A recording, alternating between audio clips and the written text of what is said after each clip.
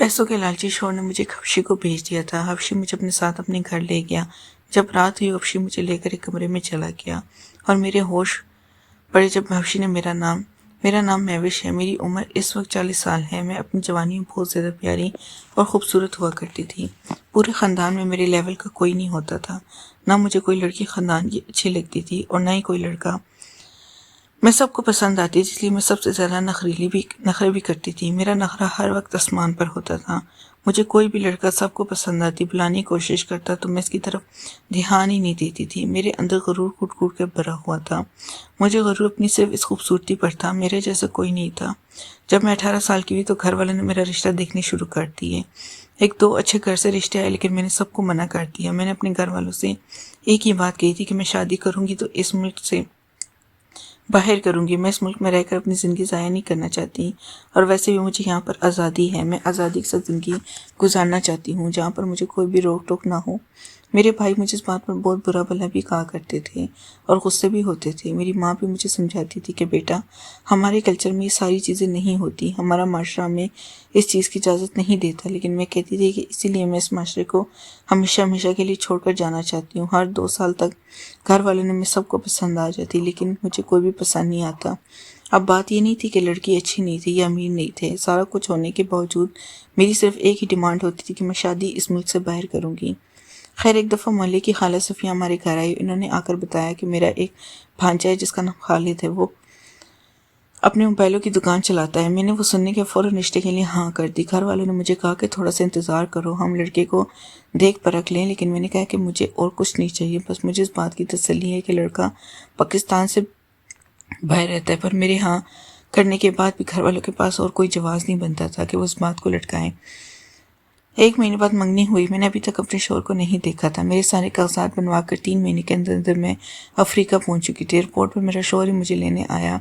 میں جب اپنے شوہر کو دیکھا تو میرے تو جسم سے روح پرواز کر چکی تھی۔ اس کی وجہ یہ تھی کہ میرا شوہر 45 سال کا ایک بوڑھا تھا جس کے بال بھی جھڑ چکے تھے، وہ سر سے گنجا تھا۔ میرے آدھے ارمان تو یہیں پر چکنا چور ہو چکے تھے کیونکہ میرے شوہر بالکل بھی پیارا نہیں تھا۔ خیر، مجھے خوشی اس بات کی تھی کہ وہ باہر رہتا اور بہت، کیونکہ میں نے ہی بتایا تھا کہ میں محل نما گھر کا سوچ چکی تھی، اور میرا شوہر مجھے ایک ٹیکسی میں لے کر آ گیا اور ایک ٹوٹے سے فلیٹ میں لے آیا جو ایسا لگتا تھا کہ کوئی 100 سالہ پرانی بلڈنگ ہے، اور وہاں پر شوہر کے لیے کوئی بیڈ بھی موجود نہیں تھا بلکہ زمین پر ہی گدا بچھا ہوا تھا۔ تو میری رہی سے ہی خوشی بھی تباہ ہو چکی تھی۔ اب مجھے بار بار اپنے فیصلے پر پچھتاوا ہو رہا تھا کہ کاش میں ایک بار اپنے شوہر کو دیکھ لیتی اور کچھ ٹائم گزر جاتا تو شاید میرے سامنے حقیقت آ جاتی، لیکن اب میں کچھ کر نہیں سکتی تھی۔ میرے پاس اور کوئی آپشن بھی نہیں تھا۔ گھر والوں کو میں بتا نہیں سکتی تھی کیونکہ میں نے اپنی مرضی سے یہ فیصلہ لیا تھا، تو اس لیے میرے پاس واپسی کا کوئی بھی راستہ نہیں تھا۔ یوں ہی وقت گزرنے لگا۔ میں سارا دن فلیٹ پر ہی رہتی تھی۔ میں شوہر سے کہیں باہر کہتی کہ مجھے بھی لے جائیں کرو تاکہ میں گھوم پھر لوں، لیکن شوہر کہتا کہ یہاں گھومنے پھرنے کے لیے کچھ بھی نہیں ہے، تم گھر پر رہا کرو۔ مجھے اپنے شوہر کی کچھ عادتیں مشکوک لگتی تھی جس کی وجہ سے مجھے کبھی کبھی ڈر بھی لگتا تھا کیونکہ وہ اکثر حبشوں سے ملا کرتا تھا۔ ایک بار شوہر نے مجھ سے کہا کہ مجھے کام کے سلسلے میں دوسرے شہر جانا ہے تو تم یہاں پر اکیلی کیسے رہو گی؟ میں نے کہا مجھے بھی اپنے ساتھ لے جائیں۔ شوہر کہنے لگا کہ ساتھ تو نہیں لے کر جا سکتا کیونکہ وہاں پر مجھے 2-3 دن لگ جائیں گے اور وہاں پر رہنے کے لیے بھی کوئی خاص جگہ نہیں ہوگی۔ پھر مجھ سے شوہر کہنے لگا کہ میرے ایک دوست ہیں جو کہ میرا بزنس پارٹنر بھی ہے، تم اس کے پاس رک جاؤ، 2 دن کے بعد میں تمہیں وہاں سے لے جاؤں گا۔ مجبوری کے باعث میں شوہر کی بات مان گئی اور شوہر مجھے حبشی کے گھر چھوڑ گیا۔